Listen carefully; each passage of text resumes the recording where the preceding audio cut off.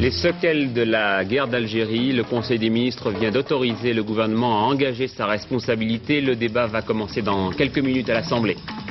La gestion des finances du Vatican, le pape Jean-Paul II très ferme à la suite du scandale financier qui a éclaboussé le Saint-Siège.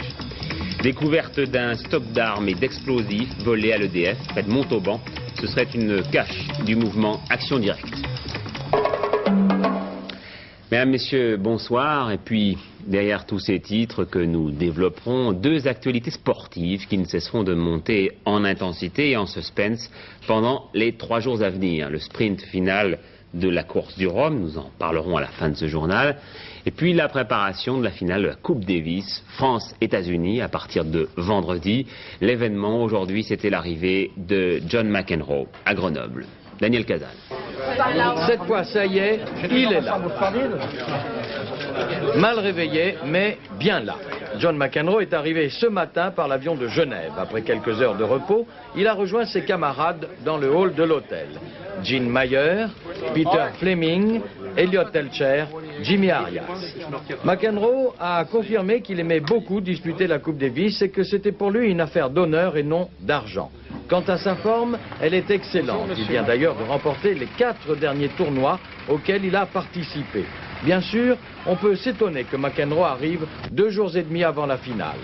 Mais il faut savoir qu'il préfère échapper à l'ambiance et à la pression de la Coupe Davis. Contre l'Australie, il était arrivé 2 jours avant l'épreuve et avait remarquablement joué. Arthur Ashe lui-même estime qu'il ne serait pas bon pour McEnroe d'arriver trop tôt. Monsieur McEnroe vient ici peut-être 10 jours. C'est trop. C'est trop. Il pense beaucoup. Il vaut mieux qu'il joue spontanément. Oui, spontanément, oui. Côté français, toujours le suspense. Le Comte ou Tulane? Les journalistes le sauront jeudi. Les joueurs, eux, le savent. Mais le camp français observe la loi du silence ordonnée par Jean-Paul Lotte. Alors, le visage fermé de Lecomte est-il dû à la déception de ne pas avoir été choisi ou à la lourde responsabilité de disputer les simples? Et l'absence de Tulane cet après-midi est-elle seulement due au fait que l'entraînement du double était inscrit au programme? Quoi qu'il en soit, Lecomte, pour nous, tient toujours la corde et Arthur Ashe, lui, prévoit la victoire de son pays. Nous gagnerons 4-1. Qui est-ce qui aurait le point côté français? Je ne sais pas, mais j'accepterai 3-2. On verra bien. Tout à l'heure donc, le point sur la route du Rhum et le premier résultat de ski de la saison, Perrine Pellen, deuxième derrière Erika Hess. Le revenu agricole maintenant. Depuis plusieurs années, il était presque constamment en baisse. Or voilà qu'il semble augmenter, c'est ce que prouvera demain l'examen de la Commission des comptes de l'agriculture qui fait connaître son bilan 2 fois par an. Bilan prévisionnel en novembre, à confirmer en février. Mais cette année, surprise, Jean-Louis Calmejane, le revenu serait donc en hausse.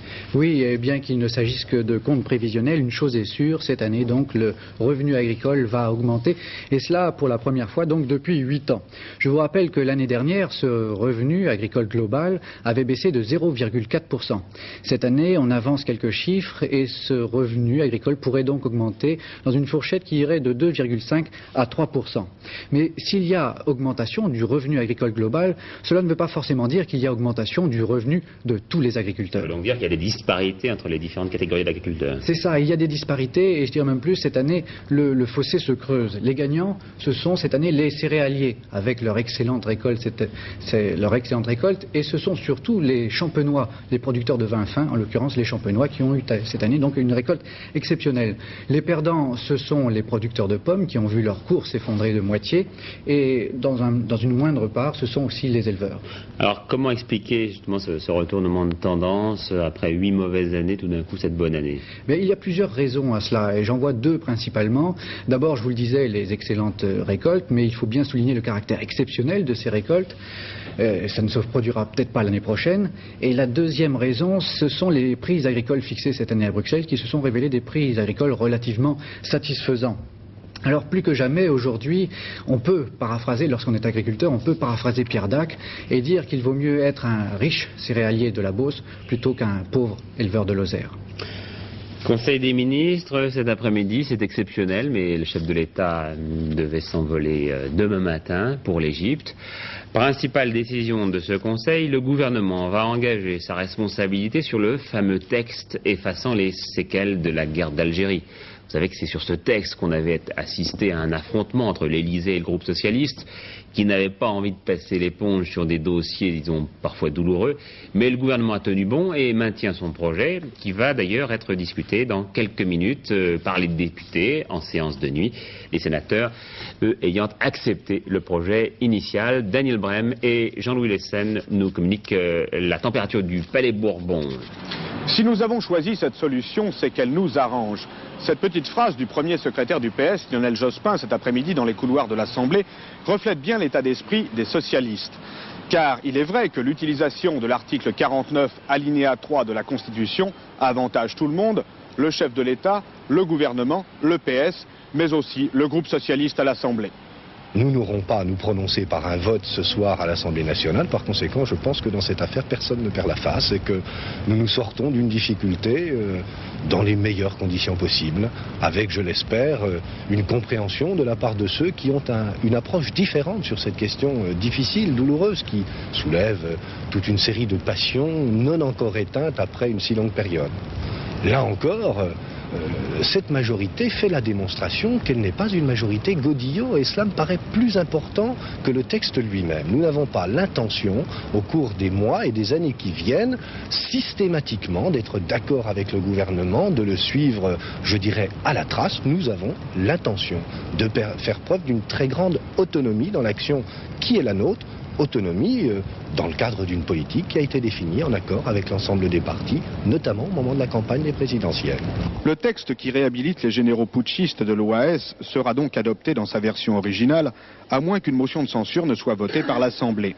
Mais on voit mal Pierre Joxe et ses amis frondeurs censurer Pierre Mauroy.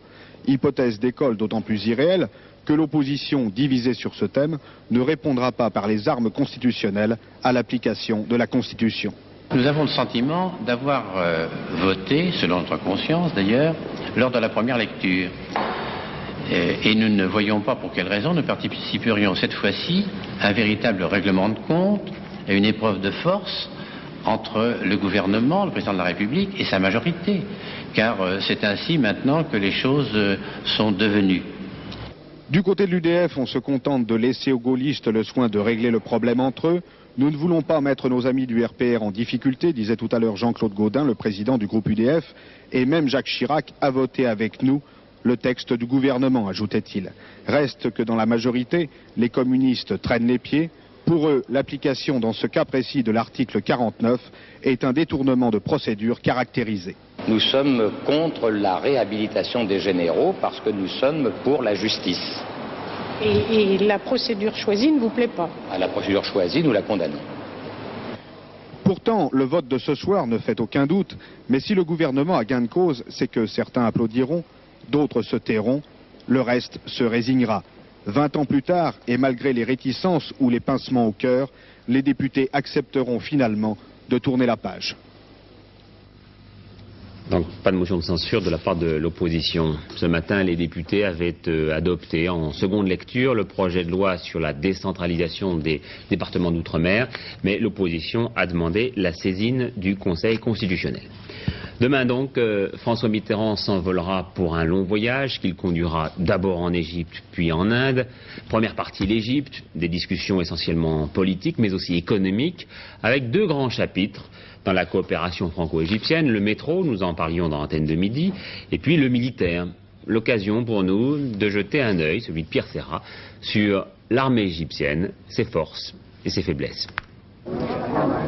L'armée égyptienne, dont les officiers libres ont fait la révolution, détient en fait le pouvoir dans le pays. Depuis 30 ans donc, tous les chefs d'État sont des militaires et cette pérennité au pouvoir des colonels et des généraux était due à l'état de guerre. 3 ans après la paix, où en est cette armée? Accepte-t-elle de rentrer dans ses casernes? Pour le maréchal Abourazala, qui est aussi ministre de la Défense et membre éminent du Parti national démocratique, fondé par Sadat, il n'y a pas de problème. No one said that the Egyptian armed forces is the backbone of the system. The Egyptian armed forces never intervened in any kind of political issues inside the country. We have only one objective, to defend our country and to defend the country against any kind of aggression. But we do not participate in any kind of political matters inside the country. Il faut dire qu'avec la paix, une petite partie de cette armée a été reconvertie. Certaines unités du génie s'occupent de travaux civils et certaines bases, comme celle-ci, à une quarantaine de kilomètres du Caire, où se trouvaient des installations de missiles sol-air, sont devenues des fermes modèles.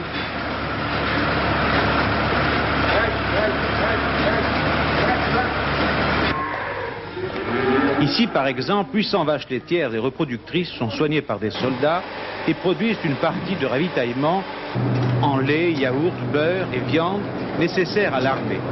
Et c'est ce qu'on nous montre quand on demande pourquoi les dépenses militaires sont toujours aussi importantes. Mais l'armée égyptienne continue à s'équiper et à s'entraîner. Une partie de l'équipement est d'ailleurs réalisée sur place, notamment aux usines de Helwan, d'où sont sortis récemment les premiers alpha-jets d'entraînement avancé, montés par des ouvriers égyptiens en collaboration avec les Français.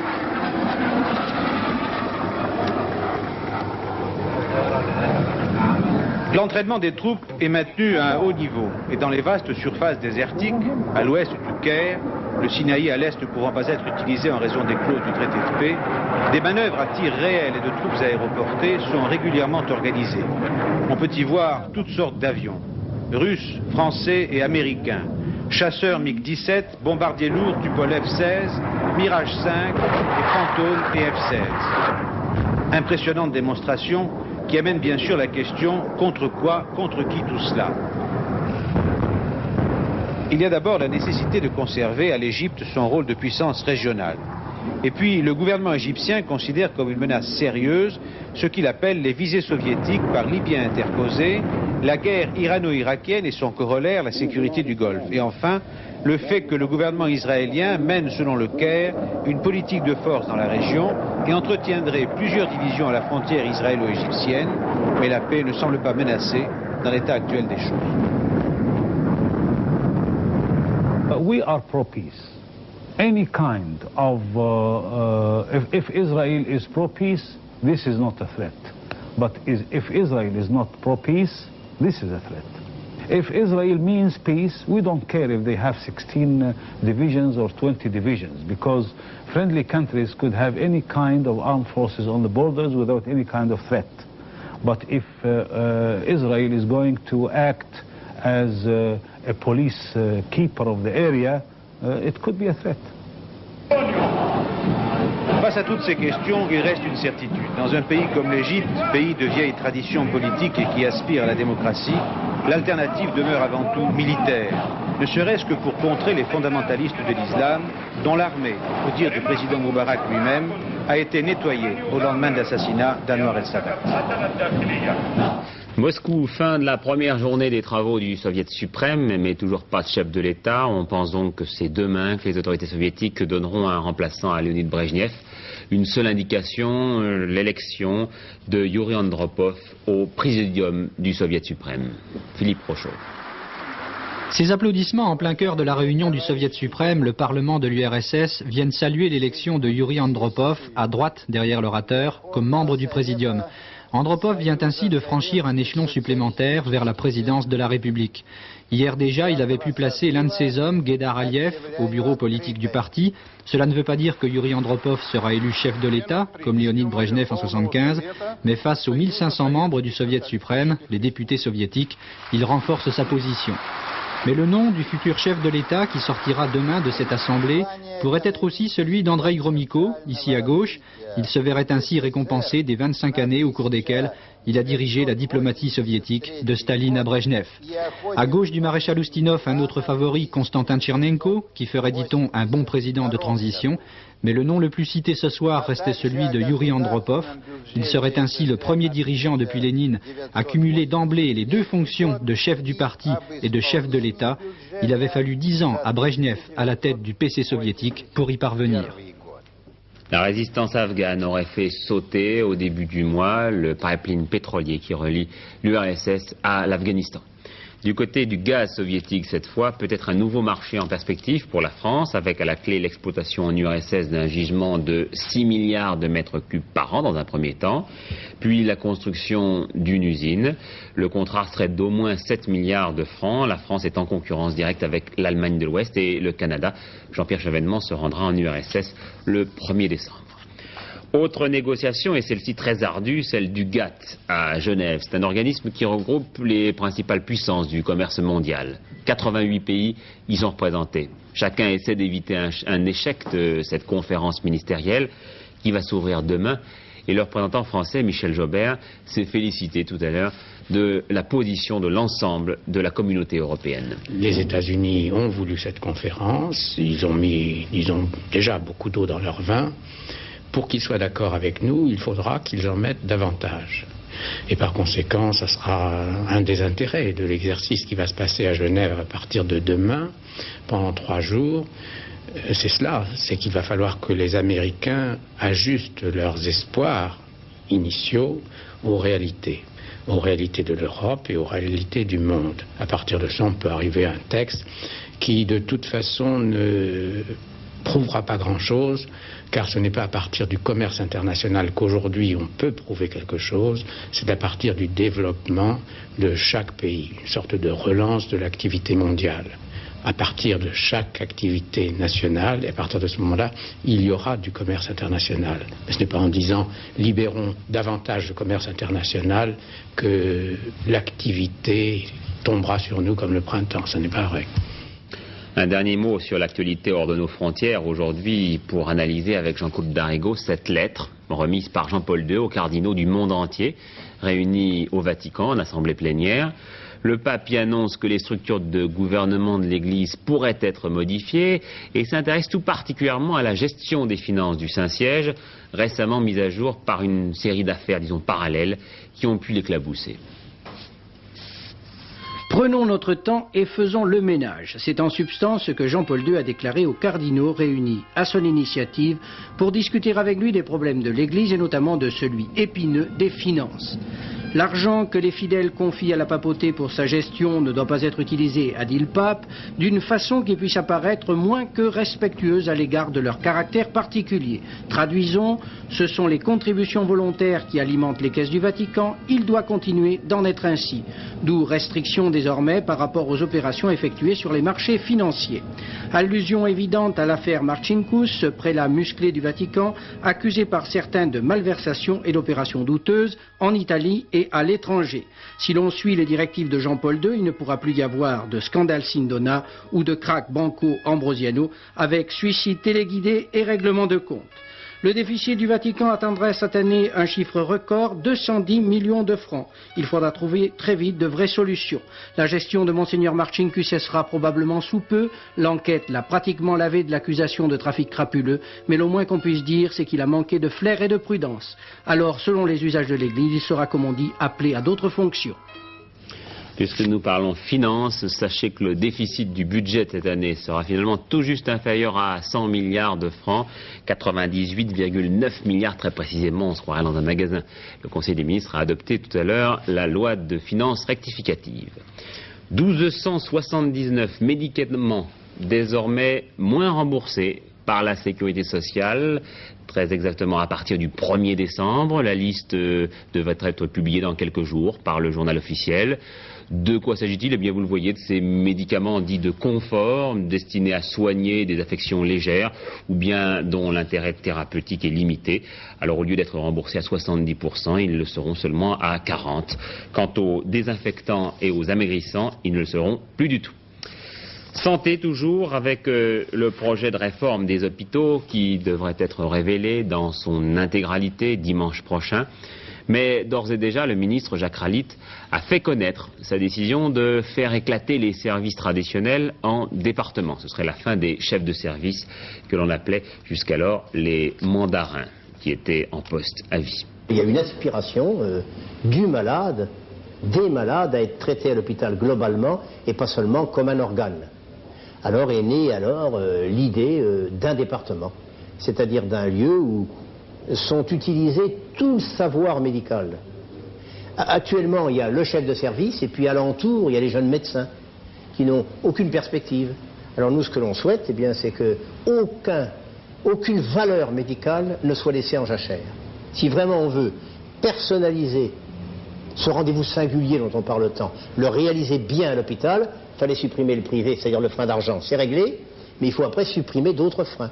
Et pour cela, il faut constituer vraiment une nouvelle équipe hospitalière et le département est la solution. Le département dirigé par un médecin et un médecin élu par qui? Et un médecin élu par un collège qui comprendra majoritairement des médecins à temps plein, c'est-à-dire l'ossature profonde du corps hospitalier, des représentants des temps partiels, ils ont leur mot à dire, ils comptent aussi dans l'hôpital, et troisièmement des représentants des personnels non médicaux.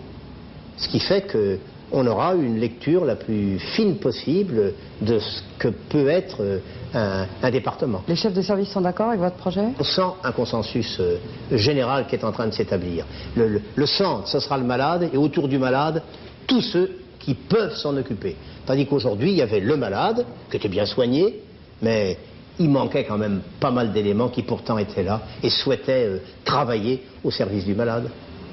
Oui, consensus est encore à voir. Le président du syndicat de la médecine hospitalière, qui regroupe près de 10 000 praticiens, est certes plutôt d'accord avec ce texte, mais d'autres médecins s'y opposent fermement. En ce qui me concerne, je crois que la réforme hospitalière proposée me paraît globalement négative. Et vous avez devant vous un professeur agrégé, non chef de service, qui vit dans un service hiérarchisé, avec un chef de service fort connu qui s'appelle le professeur Portman. Eh bien, je peux vous dire que chez nous, la structure est tout à fait satisfaisante quant à son fonctionnement, car à chacun ses responsabilités au sein d'une équipe. Or, que va nous proposer cette réforme? Eh bien, globalement, tous les médecins vont avoir la même responsabilité, le même pouvoir, j'allais dire. L'équipe va être très certainement dessoudée et vous aboutirez à une dépersonnalisation de la médecine hospitalière, à une espèce d'étatisation, un petit peu comme le système anglais qui a montré sa faillite. Les incidents à l'usine Talbot de Poissy, après l'agression d'un militant de la CGT par des membres de la CSL, aujourd'hui arrêtés, eh bien, la secrétaire de la section CGT a mis en cause les agents du commissariat de Poissy. Elle a déclaré ne pas s'y être sentie en sécurité en venant déposer sa plainte. Remontée du dollar ce matin à Paris, 7 francs 20 et recul du franc. Voilà pour l'essentiel des informations économiques et sociales. Dans le domaine des faits divers, aujourd'hui, la découverte d'un important dépôt d'armes près de Montauban, un stock constitué par le mouvement dissous Action Directe. L'un de ses militants et un couple de cultivateurs ont été inculpés cet après-midi. Gérard Rinet. C'est à proximité de cette ferme de la région de Montauban que les gendarmes ont donc fait cette découverte. Samedi, ils mettaient la main sur une cantine militaire contenant 8 armes automatiques, des munitions et divers explosifs. Lundi, autre découverte, après l'arrestation des propriétaires de la ferme et d'un de leurs amis. 25 kilos de dynamite dissimulés dans un vieux réfrigérateur abandonné dans un bois. Ces explosifs avaient été dérobés sur un chantier de l'EDF de la région en mai dernier. Pour les policiers, c'est un nouveau point marqué contre Action Directe. L'un des 3 inculpés est en effet soupçonné d'avoir eu des liens avec cette organisation. Mais ce soir, il reste très discret sur l'importance de cette affaire et sur l'utilisation éventuelle des armes saisies.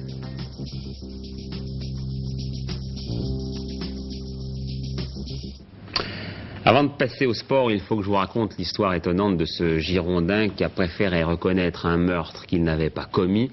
Tout cela pour ne pas avouer qu'il avait participé à l'abattage clandestin d'un veau. Et l'homme a passé 89 jours en prison pour ça. Tout ça avait commencé un soir du mois d'août par le meurtre d'une femme dans un bois de Saint-Laurent-du-Médoc.